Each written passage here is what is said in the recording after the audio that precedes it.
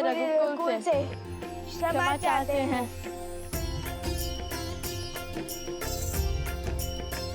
अयोध्या में तुम्हारा स्वागत है लवकुश। तुम मेरे अतिथि हो। तुम्हारी व्यवस्था हनुमान को दे दी गई है। निश्चिंत होकर अयोध्या में रहो और अयोध्या को अपना ही घर समझो। और अब मेरे एक प्रश्न का उत्तर दो। तुमने मुझे और जानकी को मिलाने के लिए मुझे ही चुनौती दे बैठे। इतना बड़ा संकट उठाया, अपने प्राण तक दांव पर लगा दिए। दो अपरिचितों को मिलाने के लिए इतना कुछ क्यों किया तुम दोनों ने? उस भूल के लिए हम क्षमा प्रार्थी हैं। हमें स्वयं अब समझ में आया है कि हमारा युद्ध आपसे कभी था ही नहीं, बल्कि आप जिस प्रजा को बचाना चाह रहे हैं, हमारा युद्ध तो उसके सोच के विरुद्ध था। उस लोक पाप के विरुद्ध जिसके कारण आप और माता सीता अलग हुए। ये संसार उचित अनुचित, धर्म और अधर्म, न्याय और अन्याय का अनूठा संगम है लवकुश। किंतु जब जब कुछ अनुचित घटता है तो उसका दायित्व लेकर अनुचित को उचित करने का प्रयास करना चाहिए, ना कि अनुचित को अनुचित सिद्ध करने का प्रयत्न। और हर बार उचित अनुचित का भेद मिटाने के लिए शस्त्र नहीं उठाने पड़ते लवकुश। दृढ़ निश्चय कर समाज को समझाने की पहल करनी होती है। मेरा और सीता का पृथक होने का निर्णय भले ही हम दोनों का था, किंतु हमें मिलाने का निश्चय हम समाज से चाहते हैं। और हमें पूरा विश्वास है कि एक दिन ये समाज अपनी सोच अवश्य बदलेगा। आपका निश्चय अब हमारा उद्देश्य है। और इस बार हम विजय बल से नहीं, अपने गुरुवर की दी हुई शिक्षा से पाएंगे।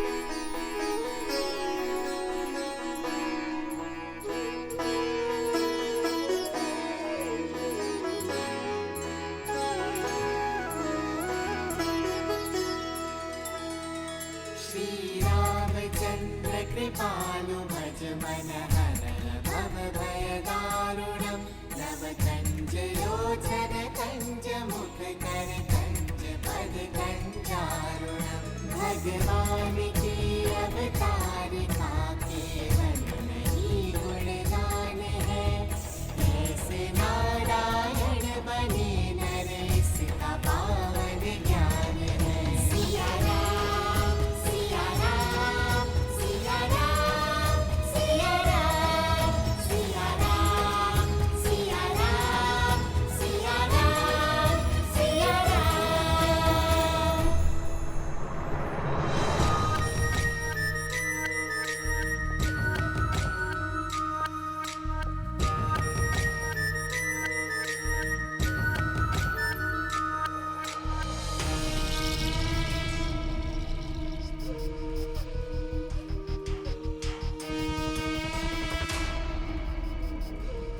भैया, समय अभी शेष है, क्योंकि अभी तक लव और कुश ने राम को सत्य नहीं बताया है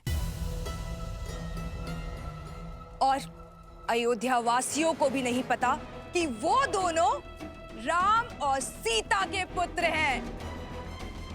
भैया, वर्षों पहले जो लोकपात का खेल आपने खेला था, उसे संपूर्ण करने का समय आ गया है भैया। असुरी सोच और स्त्रियों के अपमान का जो बीज आपने जन मन में बोया था, वो परिपक्व हो चुका है भैया। उसे काटने का समय आ चुका है।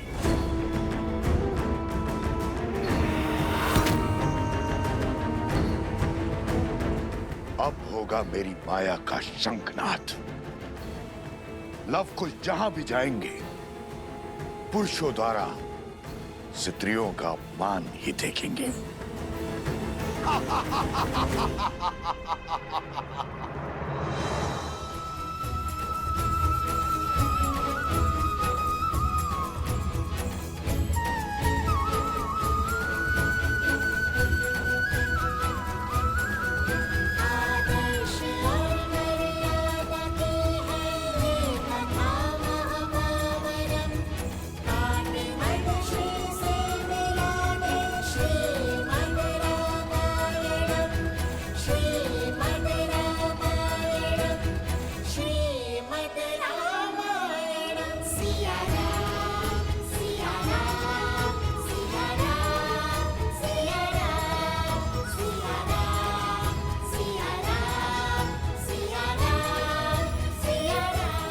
कभी कोई कार्य अच्छे से नहीं हो सकता तुम स्त्रियों से। देख रही हो इसे, कितनी त्रुटियां हैं इसमें। ऐसी होती है कलाकृतियां, इसे कौन खरीदेगा? दोष तुम्हारे कला में है और दोष हमारे व्यापार में उसको देती हो।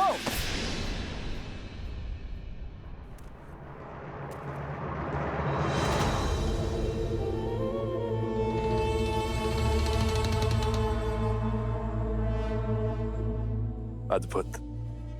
महाराज की माया ने अपना असर दिखाना प्रारंभ कर दिया है। अरे अरे अरे, सबके सामने अपनी पत्नी का अपमान करते हुए लज्जा नहीं आती तुम्हें?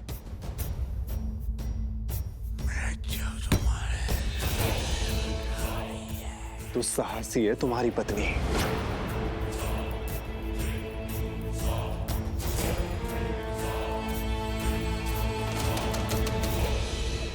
अन्य पुरुष से बात करते लज्जा नहीं आती तुम्हें? घर चलो, आज तुम्हें ज्ञात होगा कब किससे और कैसे बात करनी चाहिए। साहसी,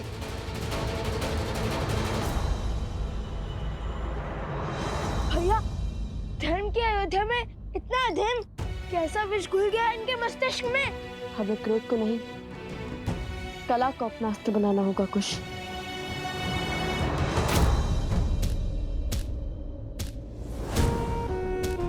भैया, वो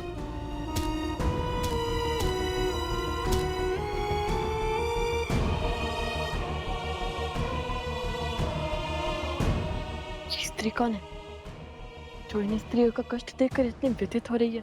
चलो चलकर देखते हैं।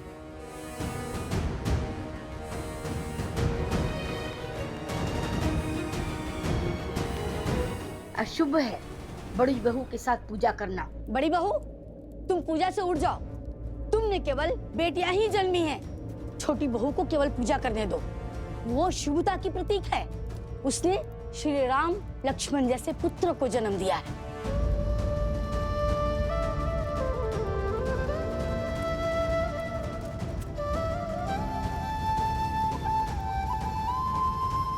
लगता है अयोध्या को केवल श्री राम की आस है, माता सीता की नहीं। पुत्र में राम कहाँ से देखेंगे जब तक पुत्री में सीता नहीं देखेंगे।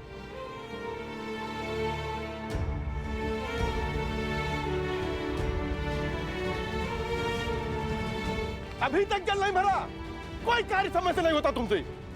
मैं पूरा दिन खेतों में बैलों की भांति जुटता रहता हूँ। तुम सारा दिन सखियों के साथ बैठी बतियाती रहती हो। गृह कार्य भी ठीक से नहीं होता तुमसे। शीघ्र चलो, सूर्यास्त होने को है। हाँ, यदि मेरे पति ने मुझे सूर्यास्त के बाद घर से बाहर देखा तो अनर्थ हो जाएगा। महारानी सीता के त्याग के पश्चात सोचा था परिस्थिति बदल जाएगी, किंतु सब विपरीत ही हो गया है। चलो।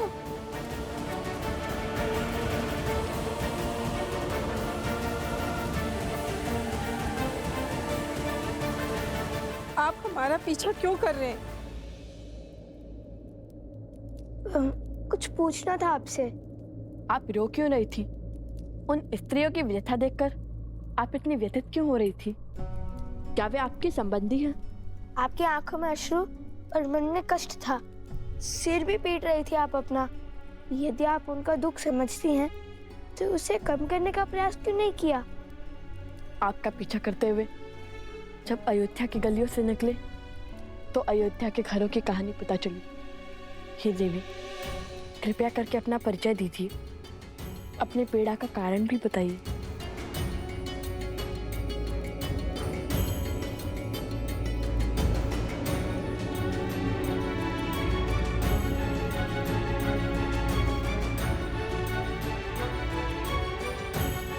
मैं हुआ भागन हूँ जो प्रभु राम के समक्ष न्याय की गुहार लेके गई थी। भयानक आंधी और वर्षा हो रही थी। इसी कारण मैं अंधकार के पूर्व घर न लौट सकी। सिर्फ इसीलिए मेरे पति ने मेरा बहिष्कार कर दिया। चयन आपको करना है महाराज। या तो आप न्याय कीजिए या तो फिर मुझे आत्महत्या करने की अनुमति दीजिए महाराज। अयोध्या के महाराज ने मुझे न्याय तो दिया,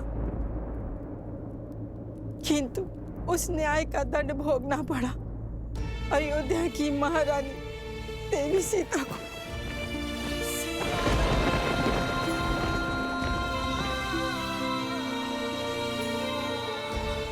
लोकापात के श्राप ने अयोध्या के हर घर को ढस लिया। मैं वो पापन हूँ जिसके कारण इस समाज ने सीता और राम को भिन्न किया। मैं ही वो पापनी हूँ, इस अधर्म की उत्तरदायिनी हूँ। मैं तो स्वयं को मार के इस पीड़ा से मुक्त भी नहीं हो सकती, क्योंकि मैं एक माँ हूँ। और अगर मैं मर गई तो मेरे बाद मेरे संतानों को कौन संभालेगा? कौन संभालेगा? कौन संभालेगा? हमारी अयोध्या पहले ऐसी नहीं थी, फिर न जाने कैसे प्रजा की सोच इतनी मलिन हो गई। श्री राम अयोध्या के राजा हैं। यदि वो चाहे तो एक आदेश पर क्षण भर में सब कुछ ठीक हो सकता है। भला उन्हें कौन रोकेगा? पर वो भी इस वियोग को सह रहे हैं, क्योंकि वो मर्यादा पुरुषोत्तम है, जो अपनी सोच दूसरे पर आदेश के रूप में नहीं थोपना चाहते। वो चाहते हैं कि स्वयं की अनुभव से अयोध्या की प्रजा की सोच बदले, पर ना जाने ये कब संभव होगा? ये कब संभव होगा?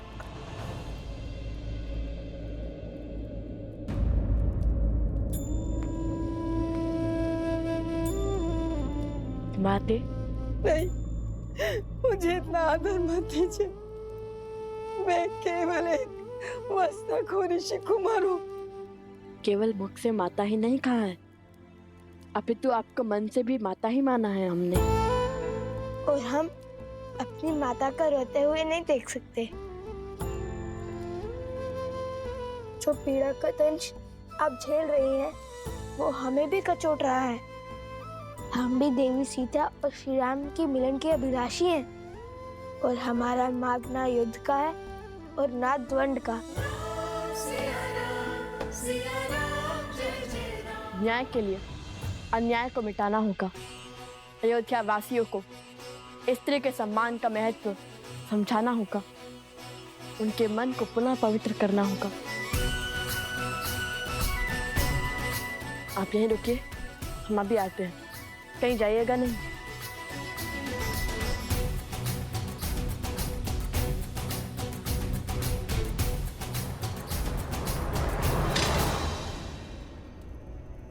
अरे भीतर कहाँ चले जा रहे हो? श्री राम से मिलने। और हम तुम्हें जाने देंगे?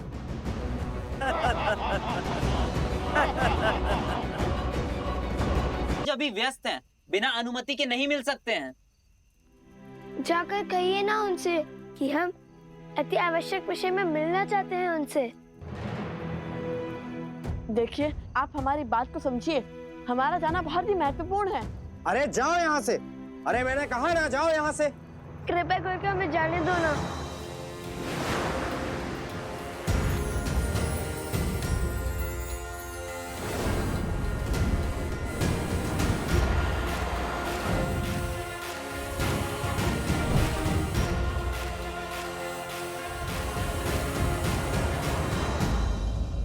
क्या हुआ? हनुमान जी, हमें इसी क्षण प्रभु श्री राम से मिलना है, और इस समय यदि कोई है जो हमें श्री राम के पास ले जा सकता है तो वो केवल आप हैं। बात वचन की है हनुमान जी, किसी को लौटाने का वचन देकर आए हैं हम। सहायता कीजिए ना हनुमान जी।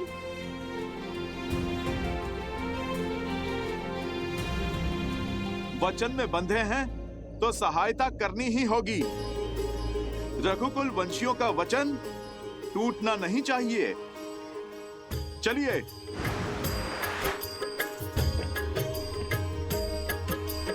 जय श्री राम।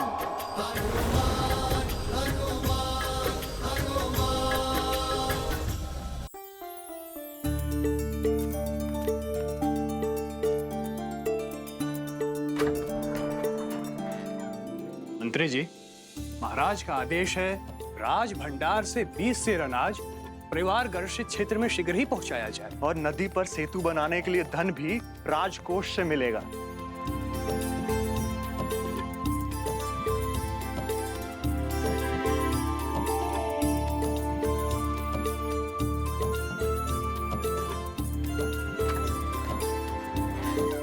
अद्भुत। इतने बड़े कौशल राज के महाराजा होने के बाद भी सूर्यास्त के पश्चात ये कार्य कर रहे हैं। पिता किसके हैं?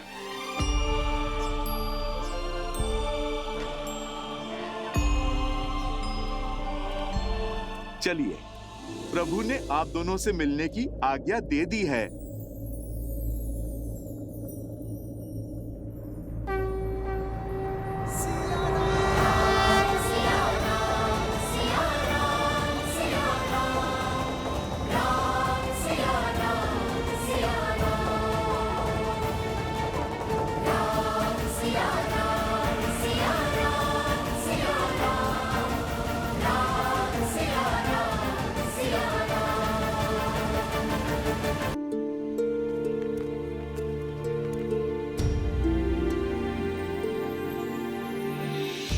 जन्म जन्म का है ये संगम, राम रतन सीता वैभव धन।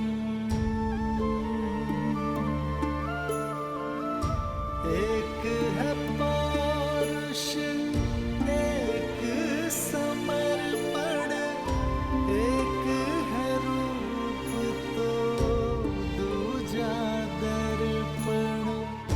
कहने को तो महलों के राजा, कौशल के महाराज, किंतु जीवन माता सा सरल जीते हैं।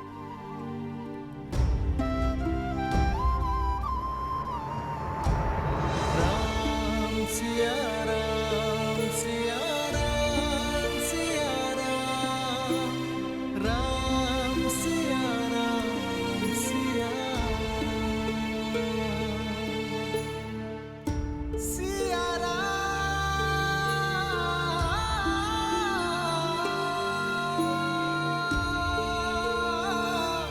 सिया राम, सिया राम, सिया राम।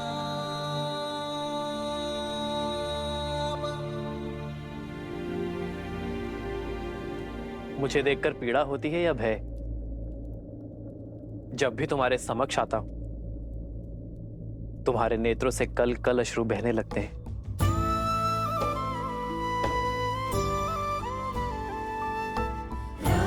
सिया राम, जय जय राम।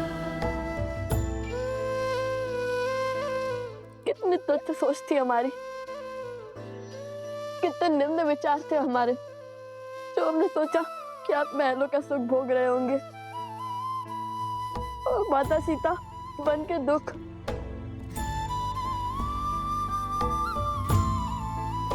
यहाँ आए तो समझ में आया कि एक और आप कौशल राज के महाराज की भांति अपने राज्य को हर संकट से बचा रहे हैं, और दूसरी ओर किंतु एक सन्यासी की भांति सब कुछ त्याग बैठे हैं।